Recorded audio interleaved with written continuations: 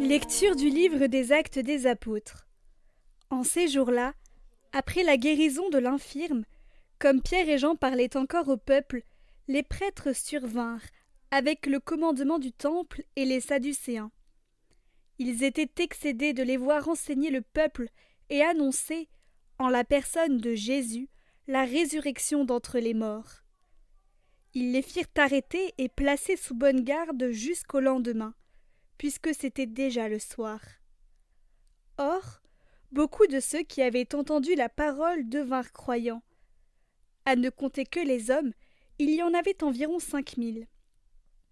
Le lendemain se réunirent à Jérusalem les chefs du peuple, les anciens et les scribes. Il y avait là Anne, le grand prêtre, Caïphe, Jean, Alexandre et tous ceux qui appartenaient aux familles de grands prêtres. Ils firent amener Pierre et Jean au milieu d'eux et les questionnèrent. « Par quelle puissance, par le nom de qui, avez-vous fait cette guérison ?» Alors Pierre, rempli de l'Esprit Saint, leur déclara : « Chefs du peuple et anciens, nous sommes interrogés aujourd'hui pour avoir fait du bien à un infirme, et l'on nous demande comment cet homme a été sauvé. Sachez-le donc, vous tous, ainsi que tout le peuple d'Israël.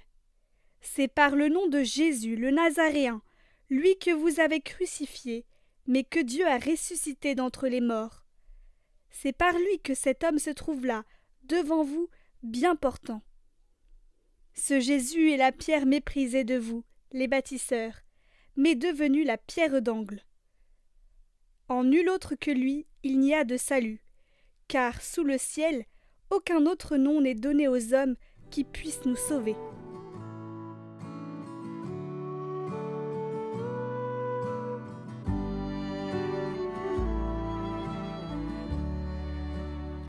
La pierre qu'ont rejetée les bâtisseurs est devenue la pierre d'angle.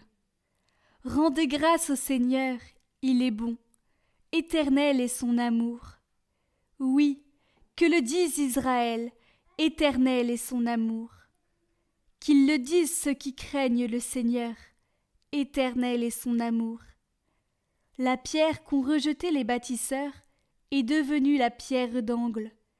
C'est là l'œuvre du Seigneur, la merveille devant nos yeux. Voici le jour que fit le Seigneur, qu'il soit pour nous jour de fête et de joie. Donne, Seigneur, donne le salut. Donne, Seigneur, donne la victoire. Béni soit au nom du Seigneur celui qui vient. De la maison du Seigneur, nous vous bénissons. Dieu, le Seigneur, nous illumine. La pierre qu'ont rejetée les bâtisseurs est devenue la pierre d'angle.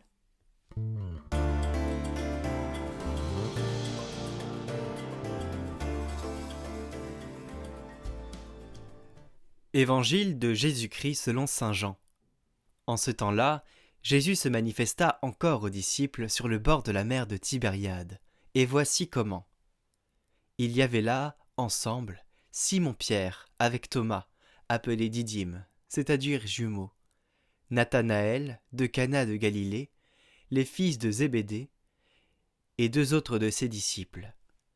Simon-Pierre leur dit : « Je m'en vais à la pêche. » Ils lui répondirent : « Nous aussi, nous allons avec toi. » Ils partirent et montèrent dans la barque.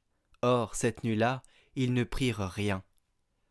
Au lever du jour, Jésus se tenait sur le rivage, mais les disciples ne savaient pas que c'était lui.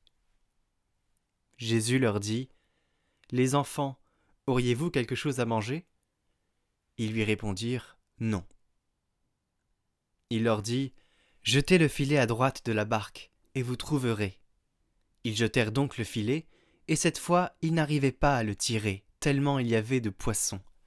Alors le disciple que Jésus aimait dit à Pierre : « C'est le Seigneur !» Quand Simon-Pierre entendit que c'était le Seigneur, il passa un vêtement, car il n'avait rien sur lui. Il se jeta à l'eau. Les autres disciples arrivèrent en barque, traînant le filet plein de poissons.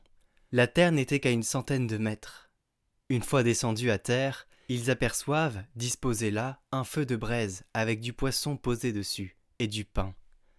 Jésus leur dit : Apportez donc de ces poissons que vous venez de prendre. » Simon-Pierre remonta et tira jusqu'à terre le filet plein de gros poissons.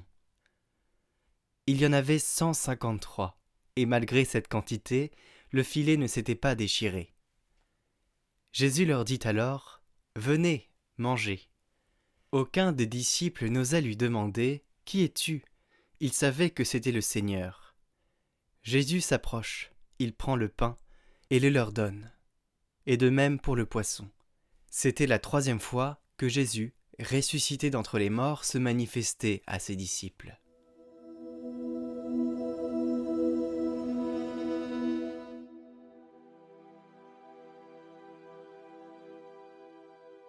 Notre Père, qui es aux cieux, que ton nom soit sanctifié, que ton règne vienne, que ta volonté soit faite sur la terre comme au ciel.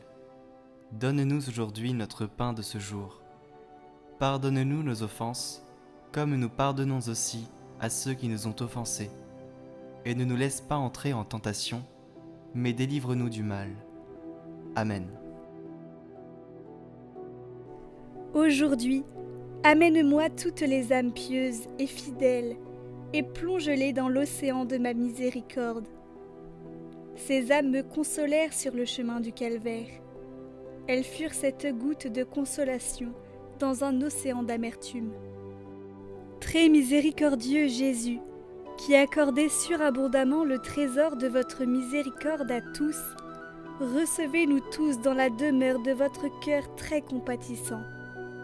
Et ne nous en laissez pas sortir pour l'éternité, je vous en supplie, par cet inconcevable amour dont brûle votre cœur pour le Père céleste. Impénétrable merveille de la miséricorde, insondable aux pécheurs comme aux justes, lorsque sur nous vous jetez un regard de pitié, vous nous attirez tous vers votre amour. Père éternel, jetez un regard de miséricorde sur les âmes fidèles, héritage de votre Fils. Par sa douloureuse passion, accordez-leur votre bénédiction et entourez-les de votre incessante protection, afin qu'elles ne perdent l'amour ni le trésor de la sainte foi, mais qu'elles glorifient votre infinie miséricorde avec le cœur des anges et des saints pour l'éternité. Amen. Je vous salue Marie, pleine de grâce, le Seigneur est avec vous. Vous êtes bénie entre toutes les femmes, et Jésus, le fruit de vos entrailles, est béni. Sainte Marie, Mère de Dieu, priez pour nous, pauvres pécheurs, maintenant et à l'heure de notre mort. Amen.